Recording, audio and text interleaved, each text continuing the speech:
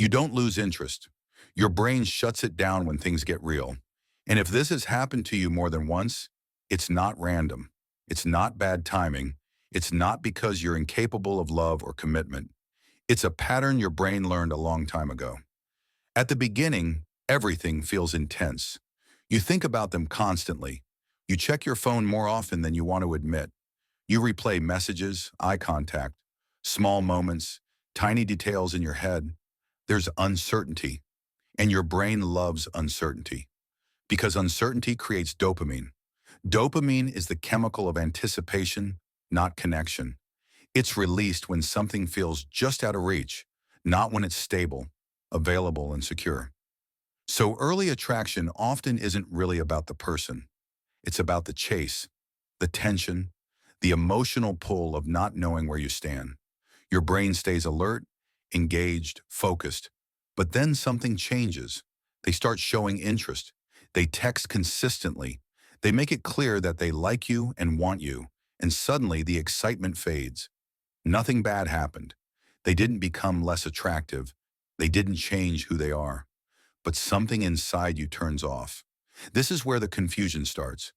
You wonder why you feel numb, why you're suddenly irritated by small things, why the spark disappeared without a clear reason.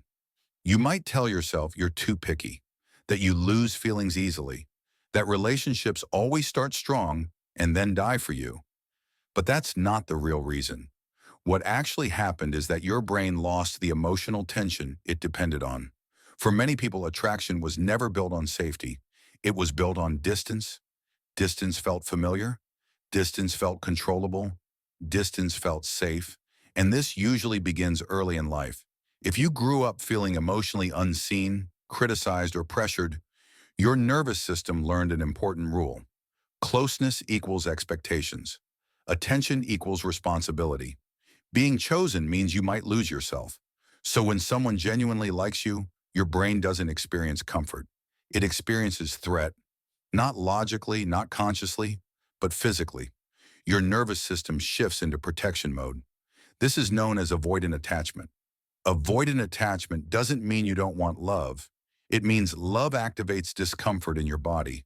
You crave connection, but the moment it becomes real, your system creates distance to feel safe again. That's why you suddenly notice their flaws. Why things that never bothered you before feel overwhelming. Why you feel detached instead of excited. Your mind pulls away before intimacy can deepen. And the hardest part is this. It feels automatic. You don't decide to lose interest. It just shuts down. So you walk away telling yourself, it just wasn't right. But what you were actually reacting to was emotional safety. Real connection is calm, predictable, consistent.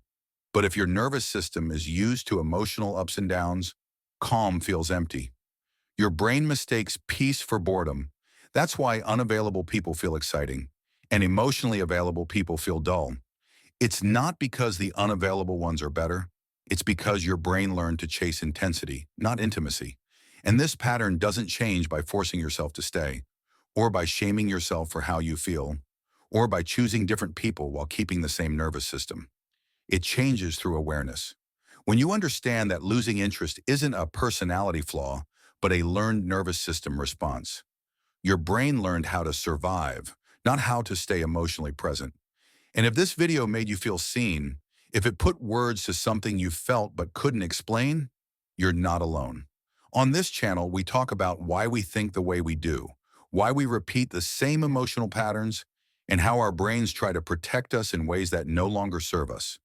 So if you want to understand yourself more deeply and stop repeating the same cycles in your relationships, you can subscribe.